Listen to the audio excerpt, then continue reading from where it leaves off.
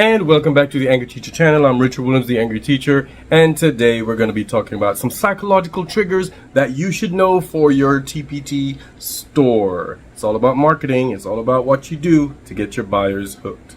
Now, I've been listening to this YouTube channel for about 2 days now. Adam Earhart. Never heard of him before, and the videos seem to be a year plus old. But they seem to be on the money, you know, has a lot of followers and all this stuff. So I'll drop all this information down in the description so you can check it out for yourself. But while I was watching his videos, I started to link things to my TpT store. And that's what I'm going to share with you today. Maybe you can apply some of these to yours as well. Some of them we've already been doing, but we didn't have a name for it. Or maybe we had a name, but I didn't know. So I'm just going to share that information with you. Let's get into it. Oh, by the way, there are about 15 psychological triggers or cognitive biases that that he goes over, and I am not going to do all 15 in one video because I don't have that kind of time. I am going to give you about 5 per video. So if you know me, there's a series coming. So this is the first part. I'm going to go over about maybe 5 because, you know, this is like after 2. I haven't planned a thing. I don't know what I'm teaching next week, so or this week. So I need to hurry and get this done so I can make the video. All right. The halo effect. Now this is basically how, and in my head he didn't give a description of that. I didn't look it up to get more of a background. But I'm thinking the halo effect, it's like the moment when you see a product or what calls and beckons to the buyer. It's basically putting your best foot forward, making sure your product is streamlined, make sure it's different, making sure that it's good quality, making sure that it's something that people would want to buy. With that said, you cannot please everyone. In TpT world, instead of us putzing around waiting to be perfect before we open our stores, we've been told to just go ahead and start and then we'll fix as we go on. So the halo effect might be different for different people. It might look different for different people. It might affect our buyers differently. But for the most part, it's basically putting your best foot forward, making sure your products are quality, make sure you have descriptions, make sure you have something that will get people to open the doors to your store. Okay, and some of you will have a relationship with your customers before you open your store. I had my YouTube channel before I opened a TpT store. I don't know how many customers have bought from, you know, from seeing my videos to how many people I had who were just viewers who now became customers. But have a positive attitude, have a reason for them to want to notice your store out of others.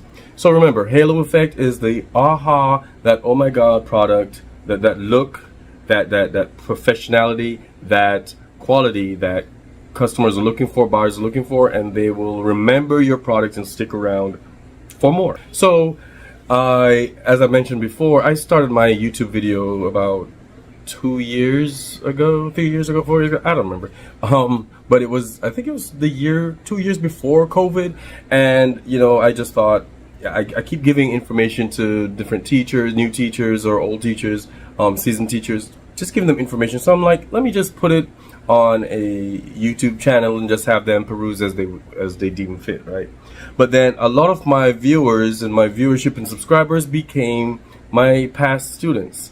So I'm like, okay, not a problem. Some of them became teachers, but you know, it wasn't necessarily for my students. But you know, that's why every now and then you might see a video that pops up that is all about the experience in my classroom or outside of my classroom because my kids want to see it. With that said, the halo effect affects my population because a lot of my kids already knew who I was. So my first YouTube videos, it was dark. It was so rehearsed. Granted, you know, I'm sure it's not perfect now, but there's some things that I you know, it was not as comfortable. It's jarring to watch, as a matter of fact. But because I had that support from the beginning, it just they understood me.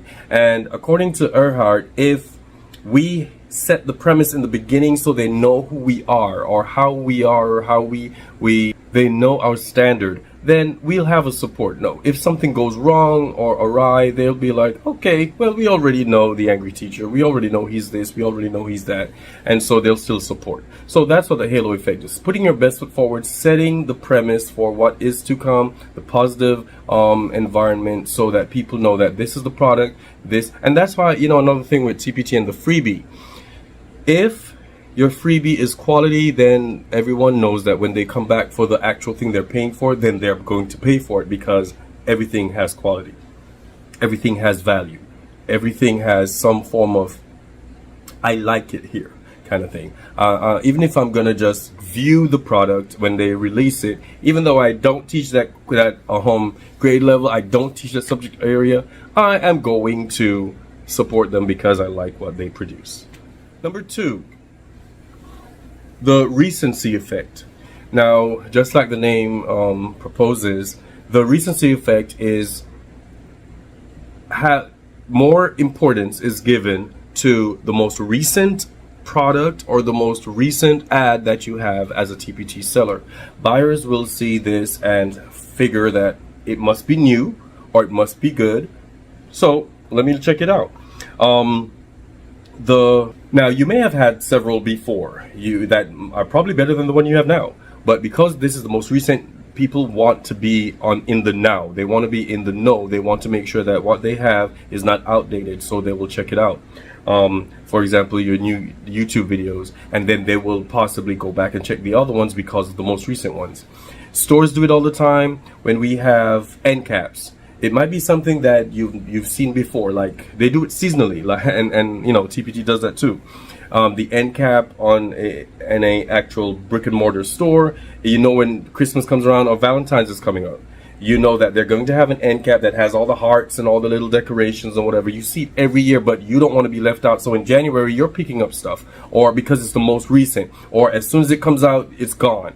That's what the recency effect is.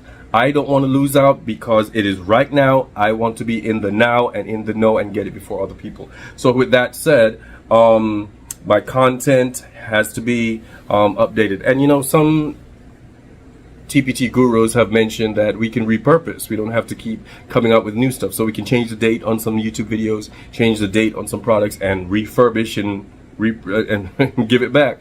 And you know, that's fine because it's good content, but we just need to update it and give it back to the people. So TpT helps us out. They have the featured products. So whenever we have something new, we can put our new stuff up there. We can make our ads when we release a new product. We can have it on YouTube, on blogs. We can put click here for our latest. We can have it in the TpT email blast that we do. That's a way of letting people know that the most recent thing is coming, and this is for you. Don't miss out. Now, the recency effect is tied with number 3, the mere exposure effect, number 3.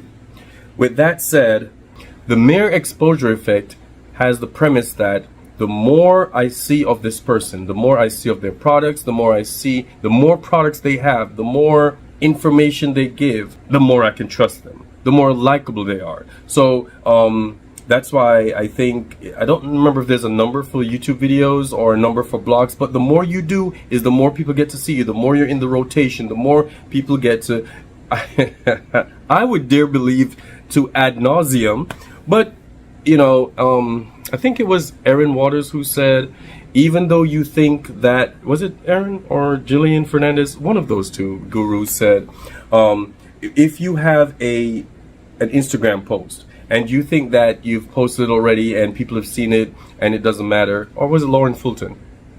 You know what, let me focus. You know, whichever one has, you know, you've posted it, you think you've posted enough, and so you want to move on, it's not getting any likes or whatever, post it again later. Because the more they see it, the more they'll realize, okay, this person's doing something, they keep coming up in my For You page, so let me do something with this person's video. Let me do something with this person's ad. In TpT world, there's an unwritten rule that when you get to 50 products, that's when life starts changing for your store. And there's something to be said about it. And we probably didn't know that what the name was. Maybe some of you did because I didn't.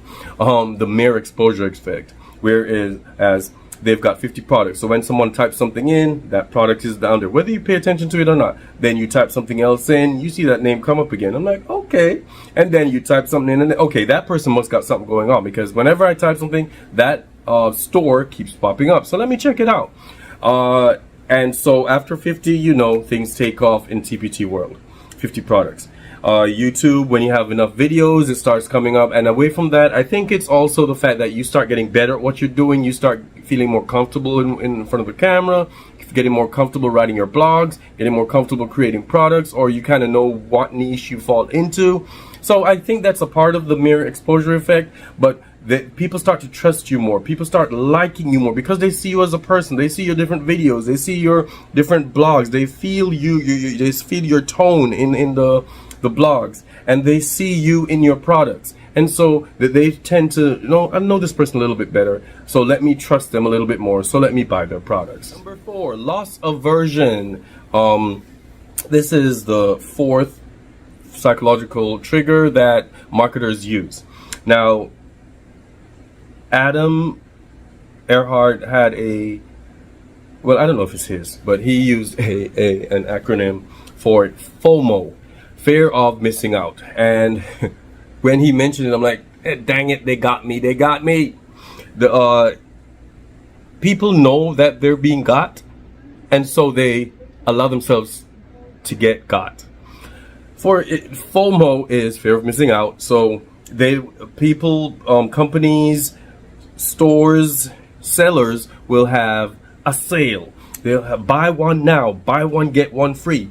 BOGO, buy one get one. So they hike up the price on the original, and so you get the other one, which is like the same price of 2. But it makes you feel like you're getting over on the system, even though you're not really.